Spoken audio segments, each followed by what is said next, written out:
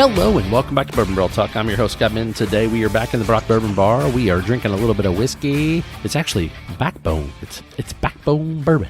Are you sure it's Backbone? It is Backbone. I was about to so faux pas that. I apologize. So, yeah, this is a Backbone Bourbon out of Indy. This is an uncut straight bourbon whiskey. It's actually single barrel. For if any of those people that are around Indy itself, there's a little place called the Bourbon Hidey Hole called the Rural Inn. The Rural Inn. Yeah, it's a great place. I've spent way too much money up there. Each time I visit, I've taken Barbara up there with us, and whenever we've gone up to visit the Children's Museum, take the kids along, we always have to make a stop at the Rural Inn. So have you ever been in the bar in the back? Yes, okay. one time. Yeah, the bar in the back is really different. And it's old. It's old like the rest of the store, right? Oh, absolutely. But it's definitely got this cool retro 1980s bar feel to it. I was almost kind of like late 70s, early 80s. Yeah, almost like Cheers, right? Like Cheers without the cool people. Yes, unfortunately. But the Rural Inn, that dude is he's one of the first single barrel dudes that really jumped on the single barrel bandwagon, and I mean he's got a crazy selection up there. Oh, and the process that he has around the selection, he will actually, for most of the single barrel selections, especially the off brands that aren't kind of like the big namers. I do hate the tiny little plastic cups though. But you know what? It's free. I know it's free. But yeah, they will set out probably about 20 some odd picks of their single barrels that they have out there, and they will put it out there to where they will encourage you to go over there to actually have a sip and just a conversation around it, and then for them to encourage you to at least taste it before you buy it. So you can actually take it away knowing about what it's going to taste like, if you're going to enjoy it or not. As I like to call it, shoplift it before you buy on weekend. Hey, you know what? It's like the old DJX. Well, it's one of those things like going, if it tastes like mint, I ain't buying it. So I like to be able to test this a little bit before I buy it. Solid idea. So you've cheated then, if that's the case. You've already tried this one. I'm gonna go in on the nose. No. I haven't tried. No, this is brand new, fresh crack. I've been holding off for this for us to review, so I haven't even tasted it. Says yet. Distilled in Lawrenceburg, Indiana, so we know it's MGP. What else? What are the other statistics on that bad boy?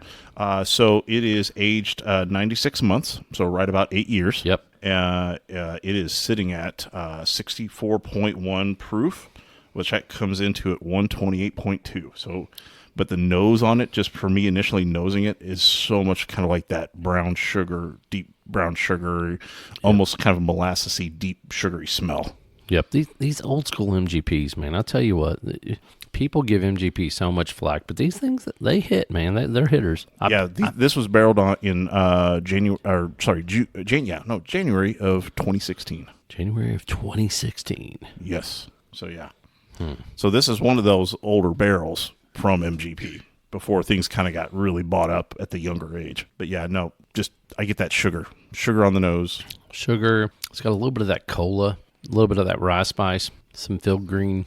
I'm not getting that honeysuckle though. It's more of like that other florally note, maybe like a violet. No, you're reading my mind. It's kind of like that violet style field green, because it wasn't the sugar is way different than the honeysuckle, right? Because you can tell kind of that kind of light sugary sweetness that would come from honey versus kind of like that hard brown sugar molasses hit sugar. Well, this has got proof for being MGP. Oh. I wonder where their rick houses are in variants to. Because, MGP, most of the time you're getting stuff in that 116 to 120 range. Getting over 120 is not very common for MGP. It isn't. It says this is out of this barrel, there's 146 bottles. Oh, so it had a high angel share. That's why. Yeah. So, an 8-year-old barrel should theoretically get 170, 165. So, it had a little bit more angel share. Not a ton, but a little bit. It's got a good color, though. I'll tell you, the legs on this bad boy is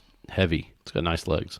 Oh, yeah. If you want it, man, I'm trying to think of it. I almost want to say it's kind of a light chestnut color. It's not like crazy dark, but it's not light. Not light whatsoever. I just keep going back to that, almost like a cherry cola note on the mid palate, but then that floral note just sneaks in there real quick. Yeah, I'm wondering, because I'm getting that kind of like how much rye is in here. I can't, because obviously we don't know the mash bill on it. This is the 36% rye. I'd bet a dime to $1. Because I'm getting that kind of like that tingle that mouth tingle that I get for ryes. And so I knew it was kind of, at least there was a decent amount of rye in it. I wasn't sure if it was kind of like that 28% or 35%, 36%. Well, if it's MGP, it's going to be one of two major mash bills, most likely. It's either going to be the 70-21-9, the 75-21-4, sorry, 75-21-4, or it's going to be the 60-36-4. So it's going to be one of those two. To me, it's got a really, really nice rye pop to it, and that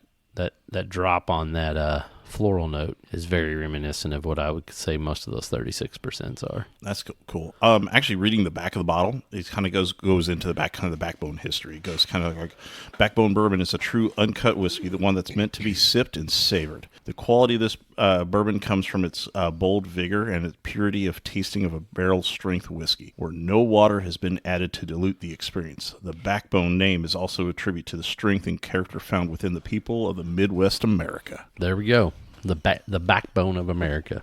I'm about to say, we are pretty much not quite dead center, but we are considered the Midwest. We are definitely considered the Midwest. Sometimes Great Lakes as well, but that's I guess kind of. If you're in northern Indiana, you could be part of the Great Lakes portion, but we're just the tip is touching. Just the tip. That's what she said. Man, I'm really trying to. There's something in this that I'm just not grasping 100% on. I'm trying to figure out what it is. Is it towards the mid palate or late, or like kind of like the finish? It's actually up front. There's something like it's almost like a baking spice. I can't really grab because it's so faint, but it's there. Matter of fact, give me a little bigger pour. All right, here you go. Pop on the air. I don't really want to go to coriander, but maybe a clove, like a hidden clove or a light clove. Could be.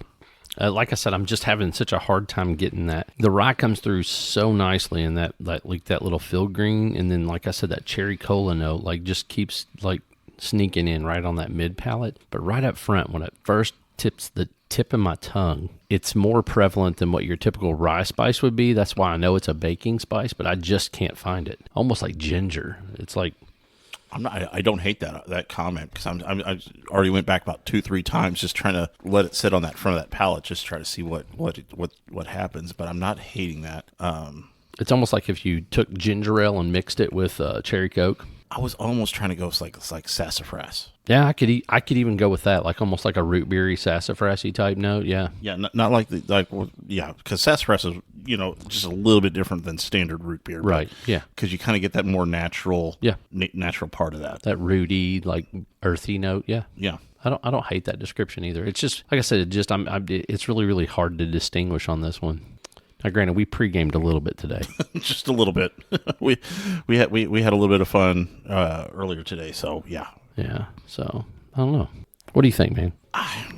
Honestly, to me, this is a nice, for an MGP. I mean, I've actually had this sitting around here for almost probably a year. You've been sitting on this bottle for a year? I have.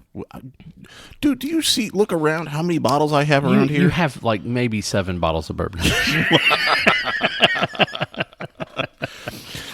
But it's one that I've been holding back. I didn't want to break into. I wanted us to review because I thought whenever we tasted it up there, it was good. So I bought about 3 or 4 bottles. I think we've reviewed 1 or 2 of those bottles that we've got from Rural Inn. But this one I've been kind of holding back and been kind of just holding back for, because I think we did one other Backbone. I think it was a number of months ago, but it was a rye. Oh yeah, this is not an Alice pour. Oh, this is not. No, not at all. But no, this is. I think this is one of the rare times that you can kind of say you got an MGP single barrel, but it feels like a complete experience, because from the nose you get a nice sweetness out of it. The front, you start to get. It's very complex. You kind of go from, as you're kind of mentioning, some nice front of the palate. You get a nice transition to the mid palate of kind of like a little bit of rye, kind of hitting around there, and then you're kind of like, as you mentioned, kind of that cola flavor, like towards the end and finish. And so it's really nice that you kind of have that complete package and transition. Yeah, it's got a lot going on, and like I said, the legs are good. It smells good. The finish is hanging it's not falling off really quick. Nope. So yeah, I'm enjoying this. It's the Hoosier hug. The Hoosier choke. No, I'm just kidding. The Hoosier choke. The Hoosier Daddy. Yeah, solid pour. Let's throw a number out because I mean, obviously, we're not comparing it to anything else. I mean, this is good. I mean, I'll throw 8-1 out. That's hilarious because I was thinking 8-2.